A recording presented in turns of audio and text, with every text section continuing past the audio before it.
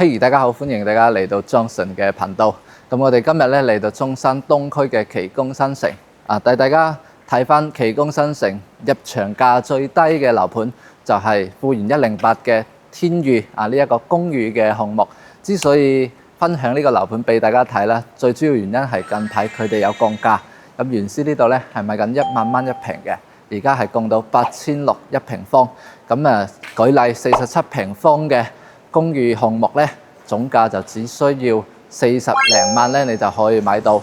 咁如果你係唔需要發展商裝修嘅情況下，單價就係7600一平方，你就可以買到。咁如果近排大家有考慮喺中新買一層度假屋啦，咁唔中過嚟住下或者係買一個酒店式嘅公寓，單純攞嚟收租嘅話，你可以睇翻呢一個項目。OK， 咁108嘅公寓項目咧就只有2棟樓，分別係2棟同埋3棟。現時賣緊嘅就係2棟呢一棟。咁最細面積係47平啦，比較大嘅就62平方。呢一度咧會有個空鏡頭俾大家睇一睇。呢一個面積咧，我覺得間隔上係做得幾好嘅，入到去成間屋嘅一個採光性啦、通透感都係做得唔錯。但係唯一問題咧就係佢會大10幾個平方啦，咁所以你嘅日常費你需要攞嘅錢咧就變多咗。咁另外就係針對呢啲公寓現時嘅酒店託管精品酒店咧，佢係唔接受大戶型嘅，佢哋只接受細則嘅47平方嘅個面積。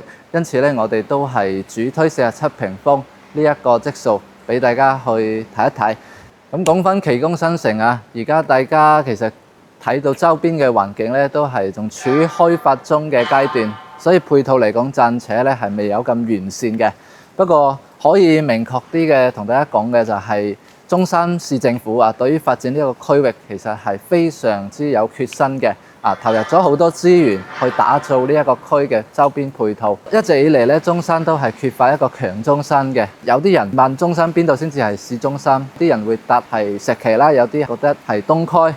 甚至有啲覺得未來一定喺馬鞍島翠空新區其實呢一啲都唔喺政府嘅計劃之內嘅。真正嘅市中心就係奇宮新城。咁而且富源108呢個項目咧，亦都係一個地鐵上蓋嘅一個樓盤。未來呢一度咧係直接連通廣州嘅18號地鐵線嘅。包括仲有接駁埋深圳地鐵嘅一個計劃。只不過大家需要等待一定嘅時間，等佢去發展。可能係10年，可能係8年。等我哋拭目以待。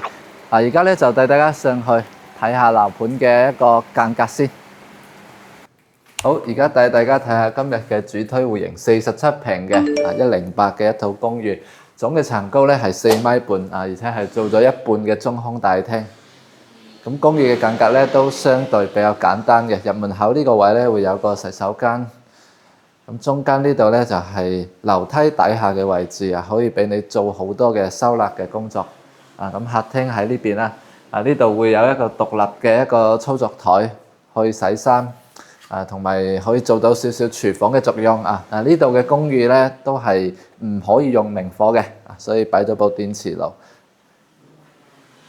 呢邊咧係一個比較大嘅採光面啦。咁樓下1樓嘅位置就會有一間房間。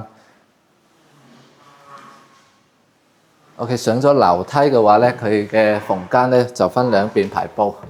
咁好似呢一度咧，佢就係做咗一個半開放式嘅咁樣嘅一個書房，你可以作為一個興趣空間。係啦，旁邊呢度咧仲會有另外一間房。OK， 咁我哋睇完之後，同大家報一報價錢現時呢一套47平方咧，佢總價就唔到40萬。最平嘅單價大概就係8000一平方嘅。如果你揀毛坯嘅單位，仲可以再減多1000蚊，相當於就只需要7000蚊嘅毛坯單價。咁推薦47平嘅理由都非常簡單，就係因為而家簽約嘅呢一啲託管酒店咧，佢只針對呢一隻戶型先會有酒店式嘅管理返租服務嘅。咁按照現時酒店俾嘅一個條件，就係每個月咧有1800蚊嘅租收，而且每年咧有5% 嘅租金遞增嘅。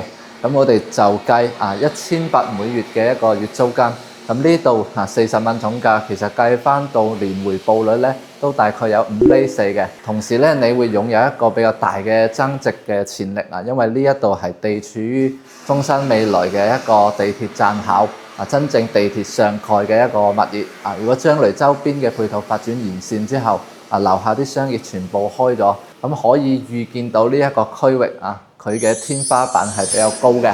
OK， 咁今期嘅視頻就到呢度，大家有咩想睇嘅樓盤都可以發俾我，我哋下期再見啦，拜拜。